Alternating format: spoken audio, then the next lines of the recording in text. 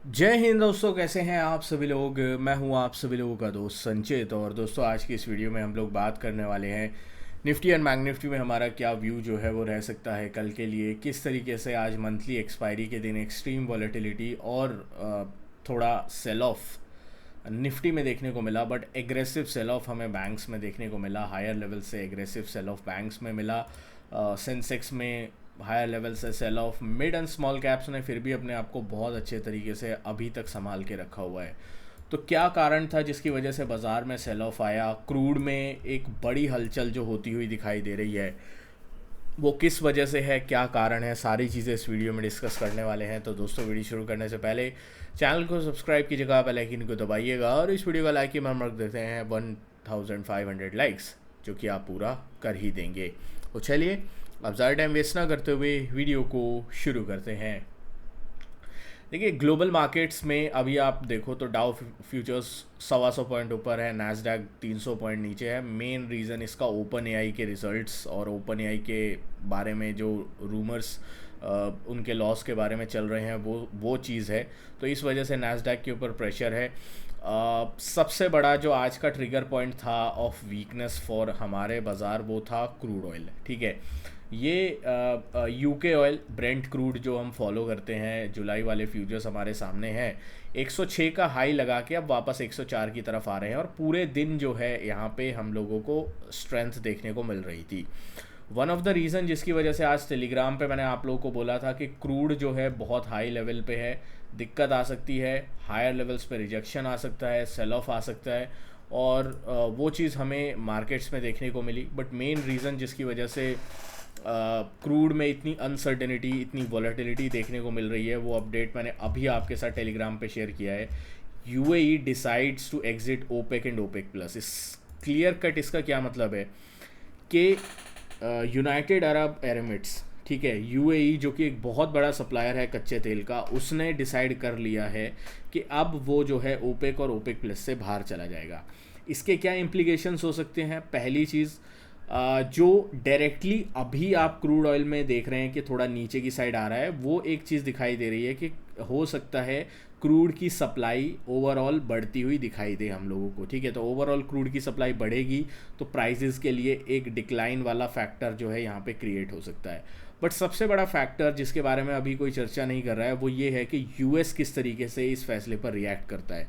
OPEC और OPEC plus generally क्या था, मोस्टली जो पेट्रो डॉलर को फॉलो करने वाली कंट्रीज़ थी, जो एक पैक्ट था उस तरीके का था। तो अगर अब पेट्रो डॉलर से हट के यूएई जा रहा है, तो वो किस करेंसी में ट्रेड करेगा, किस तरीके से जो एक समन्वय बैठता था कि यार अब क्रूड की सप्लाई हमें बढ़ानी चाहिए, सारे मिलके बढ़ाते हैं, अब क्रूड की सप्लाई घटानी चाहिए, सारे मिलके घटाते हैं। तो इस तरीके का पेट्रोल प्राइसेस को या क्रूड प्राइसेस को जो मेंटेन करने का एक ग्रुप बना हुआ था, उस ग्रुप का एक मेजर प्लेयर बाहर जा रहा है। इससे क्रूड के प्राइसेस में अनसर्टेनिटी हो सकती है। आज या कल में हम लोगों को एटलीस्ट 2-3 दिन जो है मैसिव वॉलेटिलिटी क्रूड ऑयल में देखने को मिल सकती है। तो इस चीज़ का हमें थोड़ा ध्यान रख के चलना है। अगर आप क्रूड ऑयल, गोल्ड वगैरह में ट्रेड करते हैं तो आप हमारा क्रिप्टो ग्रुप ज्वाइन कर सकते हैं। डिस्क्रिप्शन में अगर आप जाते हैं तो वहाँ पे आपको एक गूगल फॉर्म मिल जाएगा। उस फॉर्म को अगर आप भर देते हैं तो आपको क्रिप्टो ग्रुप में ऐड कर दिया जाएगा। बाकी अगर आप ओवरऑल देखें तो ये इस वक्त चल रही है सिचुएशन। हमारे बाज़ारों में हायर लेवल्स पे आज रिजेक्शन आया। 24, 160, 180 जो हमारा रेजिस्टेंस था, जो हमने टेलीग्राम ग्रुप पे भी शेयर किया था। अगर आपने अभी तक टेलीग्राम ग्रुप ज्वाइन नहीं किया है, डिस्क्रिप्शन में लिंक है। मोर देन 10,000 11,000 से ज़्यादा मेंबर्स हैं, आप लोग ज्वाइन कर सकते हैं। तो ये सारी चीज़ें थी। तो ओवरऑल सिचुएशन ये है अभी के लिए। कल के लिए जो इम्पोर्टेंट लेवल्स हमें ध्यान में रखने हैं निफ्टी के लिए, जो कि बहुत ज़्यादा क्रिटिकल होंगे for the upcoming few days.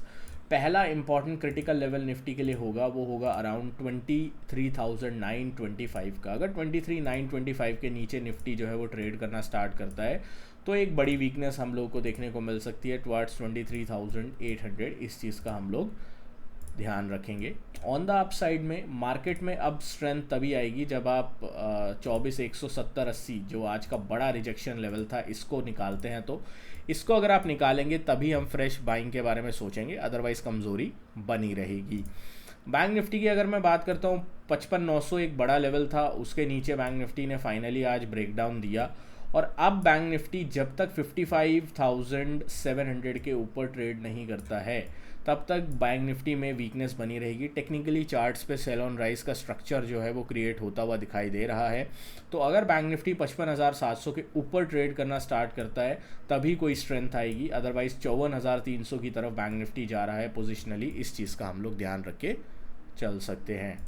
Sensex की अगर मैं बात करता हूँ तो अभी भी एक ब्रॉडर रेंज में है, बट आज के लिए कल के लिए जो इम्पोर्टेंट लेवल होगा वो होगा 77,400 और 76,400। तो इस रेंज को जैसे ही सेंसेक्स तोड़ेगा हमें एक डायरेक्शनल 1000 से 1500 पॉइंट का मूव मिलेगा, जो कि हमारे लिए बहुत हद तक चीज़ों को, दिशा निर्देश को जो है वो क्लियर करता हुआ दिखाई देगा। तो अगर हम 77,400 77,500 के ऊपर निकलते हुए दिखाई देते हैं तो एक एग्रेसिव बाइंग हमें देखने को मिल जाएगी। और 76,400 500 के नीचे प्राइस जो है वो डिप करता है तो एग्रेसिव सेल ऑफ हमें देखने को मिल जाएगा। इस चीज़ के ऊपर हम लोग ध्यान रख के चल सकते हैं। दोस्तों आशा करता हूँ वीडियो आपको पसंद आई होगी। वीडियो पसंद आए तो वीडियो को लाइक कीजिएगा। मिलता है आपसे नेक्स्ट वीडियो में। Thank you so much for watching guys. जय हिंद, वंदे मातरम।